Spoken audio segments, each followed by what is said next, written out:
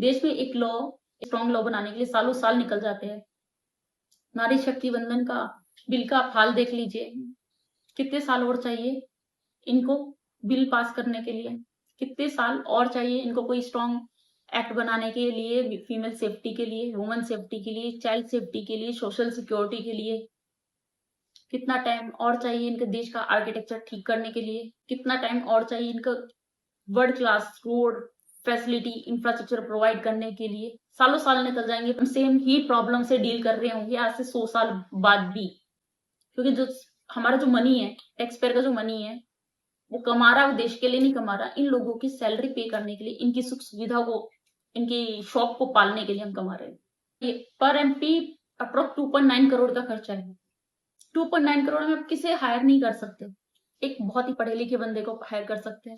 Election का खर्चा बचेगा। इतना जो बजट है देश में एमपी और एमएलए को चूज करने के लिए, आप ऐसे चूज मत कराइए। और करोड़ों रुपए इलेक्शन पे खर्च होते हैं, हर तीसरे दिन यहाँ पर इलेक्शन होता है, इतनी कैंपेनिंग में एक्सपेंडिचर हो जाते हैं। इलेक्शन के काम में सारे मंत्री बिजी होते हैं, बाकी सारी प्रॉब्लम जाए भाड़ में, कोई मतलब नहीं देश में क्या प्रॉब्लम चल रही है, हमें तो इलेक्शन जीतना है। हर 3 महीने 6 महीने बाद ये इलेक्शन वो इलेक्शन, मत करवाइए आप इलेक्शन, नहीं जरूरत हमें इलेक्शन की। इतने करोड़ का टैक्स पेयर का जो फंड जा रहा है, आप उसमें से ये कॉम्पिटेंसी एग्जाम अरेंज करवाइए।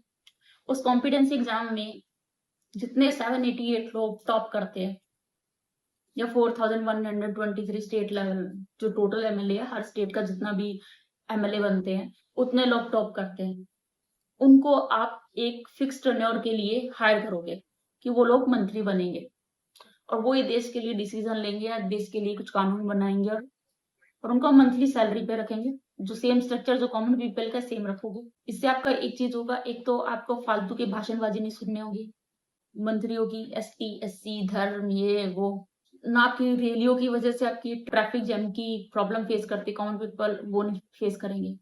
थर्ड, पढ़े लिखे एजुकेटेड और एक कॉम्पिटेंसी एग्जाम को फाइट करके जो आएंगे, उनका सोचने का, डिसीजन लेने का, काम करने का तरीका डिफरेंट होगा। अगर वो परफॉर्मेंस नहीं दे पाते तो उनकी जगह दूसरे कैंडिडेट को हायर किया जाएगा। उनको नॉर्मल सैलरी स्ट्रक्चर होगा, पीएफ, ईएसआईसी, ग्रेजुएटी के बेनिफिट्स मिलेंगे, पेंशन उनको एज क्राइटेरिया के बेसिस पे ही मिलेगी। ये फैसिलिटी ज्यादा अच्छी नहीं लगती। और इससे आप ये बोलते हैं कि क्योंकि इंडिया एक प्रजातंत्र है, डेमोक्रेसी है, तो डेमोक्रेसी तो है। जब हम एक कॉम्पिटिटिव एग्जाम रखेंगे, जो भी उसमें अपनी कैपेबिलिटी के बेसिस पे, अपनी क्वालिफिकेशंस की बेसिस पे इस एग्जाम को क्वालिफाई करता है, डेमोक्रेसी तब भी है वो अपनी कैपेबिलिटी के बेसिस पे पास करके एग्जाम को एक देश का रिप्रेजेंटेटिव बनेगा। आप ये एग्जामिनेशन सिस्टम लेके आइए, इससे हमें क्या होगा, फालतू के जो एमपी बने हुए हैं, नेता बने हुए हैं, और जो ऐसे ही कुछ भी बिना तोले बिना सोचे कुछ भी बोल देते हैं, ऐसे लोग नहीं मिलेंगे। ना ही हमें ऐसे लोग मिलेंगे जो ये पार्टी बनी, डिफरेंट डिफरेंट टाइप की पार्टी बनी हुई है, जो देश में दंगे एंड लोगों को जात कास्ट एसटी एससी और पता नहीं किस किस नामों से बांटती है।